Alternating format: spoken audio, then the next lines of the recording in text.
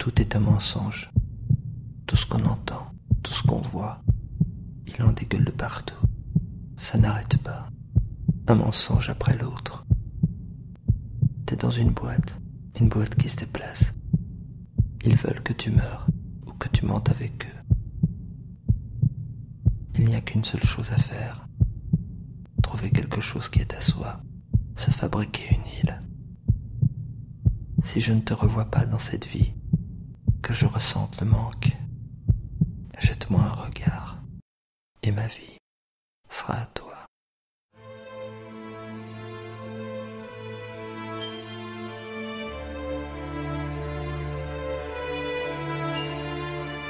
À toi, qui ne m'as jamais reconnu.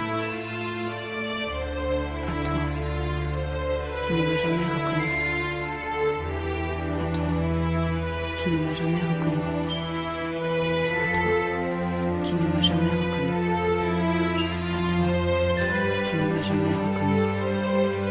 À toi, qui ne m'as jamais reconnu. Que je n'ai jamais connu. À toi, que je n'ai jamais connu. À toi, que je n'ai jamais reconnu. À toi, que je n'ai jamais connu. À toi, qui ne m'as jamais que je n'ai jamais connu.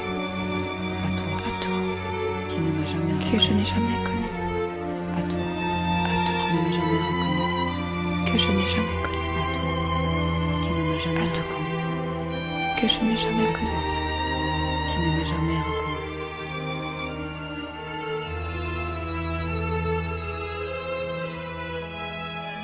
R revint à Brooklyn de bon matin après un déplacement de 3 jours.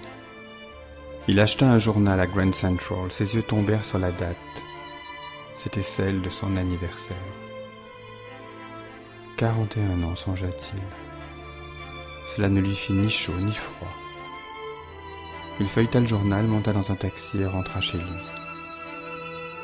Son butler lui remit le courrier arrivé en son absence. R toisa les lettres d'un œil indifférent.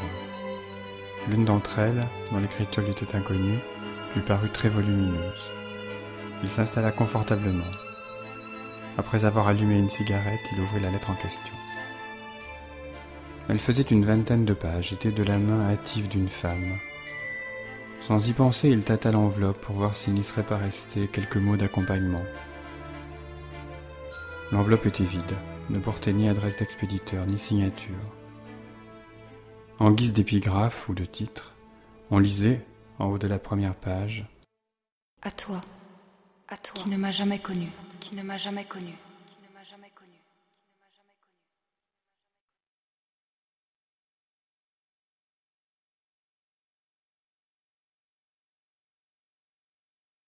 Mon enfant est mort hier, 3 jours et 3 nuits.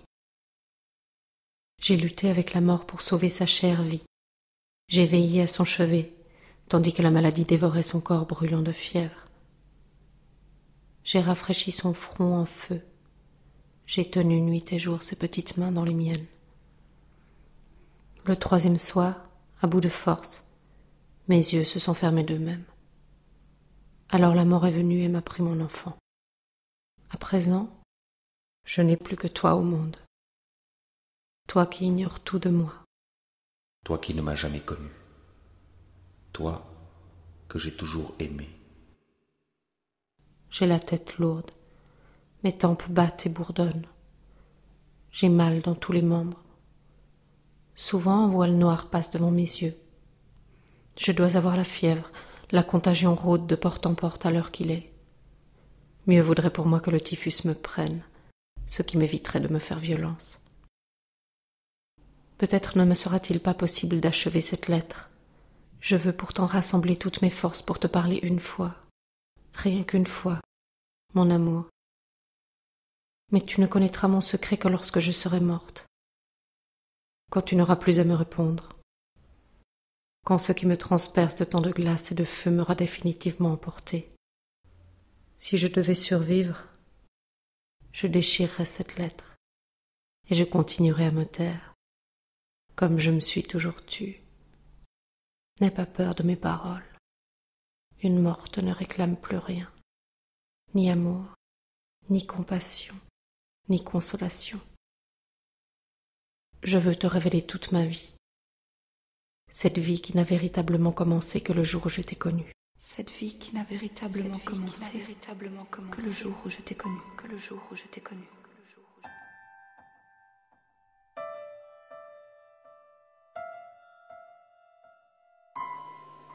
J'avais 13 ans et j'habitais là où tu vis encore aujourd'hui.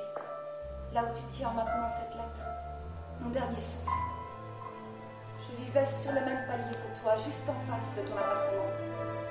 Tu ne te souviens certainement plus de moi, ni de ma mère, ni de l'adolescente que j'étais. Nous vivions retirés, engloutis dans notre médiocrité comme dans l'obscurité. Permets, mon amour, que je te raconte tout depuis le début. Je t'en supplie. Ne te fatigue pas d'entendre parler de moi un bref moment, moi qui toute ma vie ne me suis jamais lassée de t'aimer.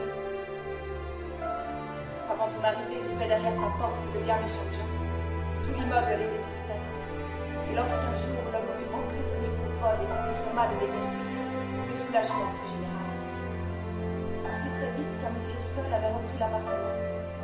C'est alors que j'ai entendu prononcer ton nom, pour la première fois. Une succession de peintres et de décorateurs ont remis les lieux en état.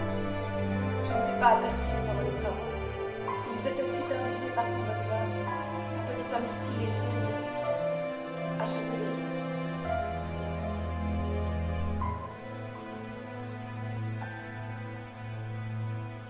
Dès le début, il a salué ma mère avec respect, comme une lady, et s'est montré envers moi, qui n'était qu'une gamine, d'une extrême politesse.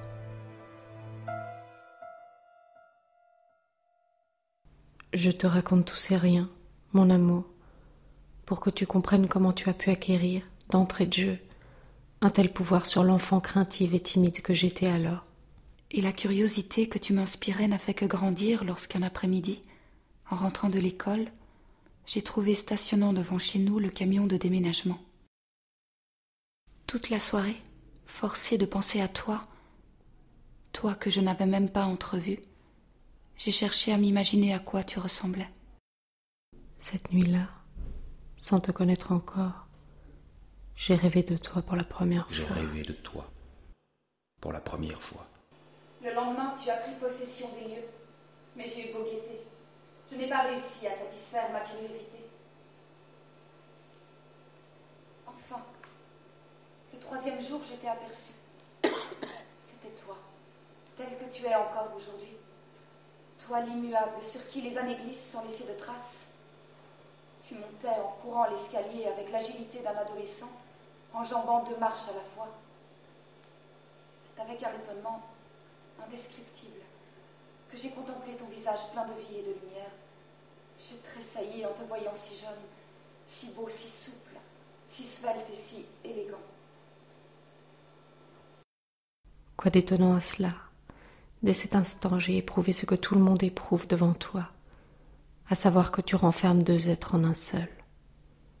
Un jeune homme ardent et gai, livré au jeu et à l'aventure, et en même temps, une personnalité d'un sérieux implacable, d'une culture et d'un raffinement infini.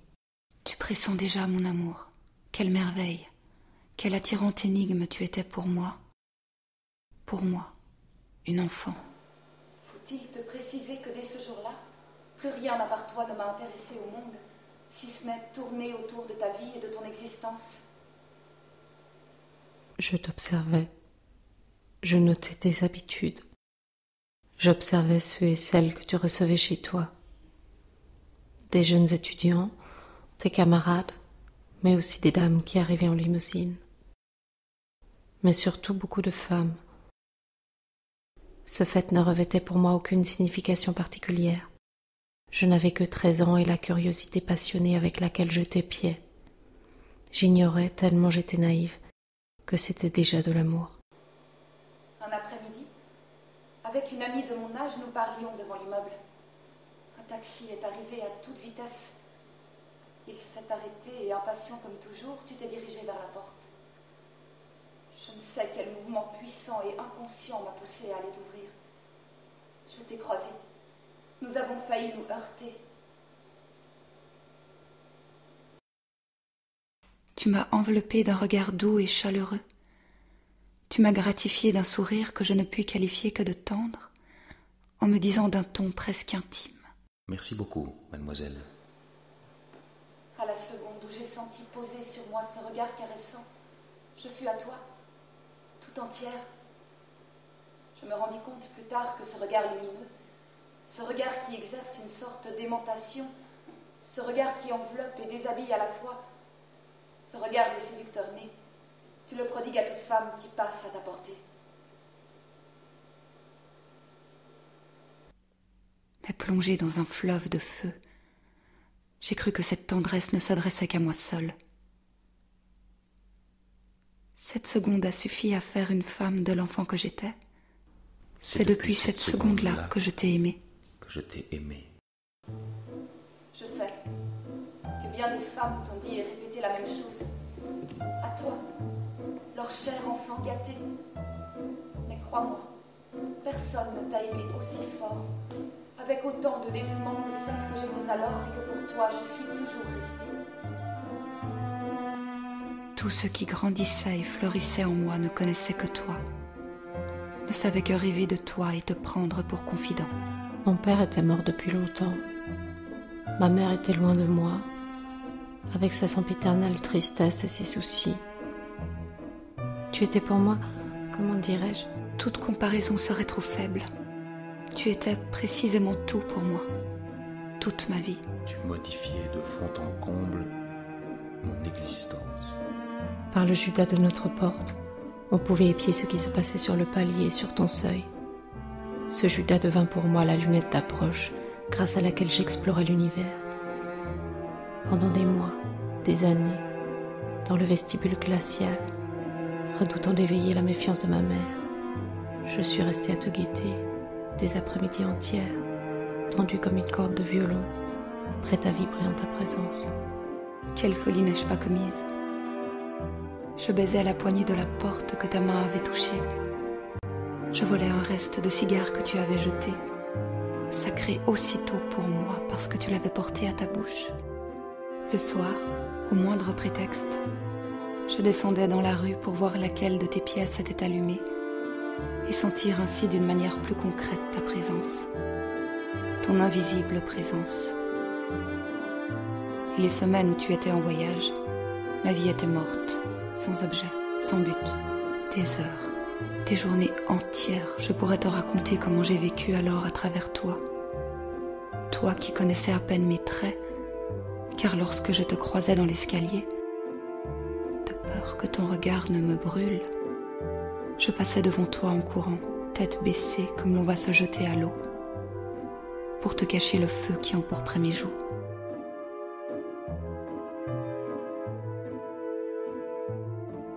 Pour te cacher le feu qui empourprait mes joues.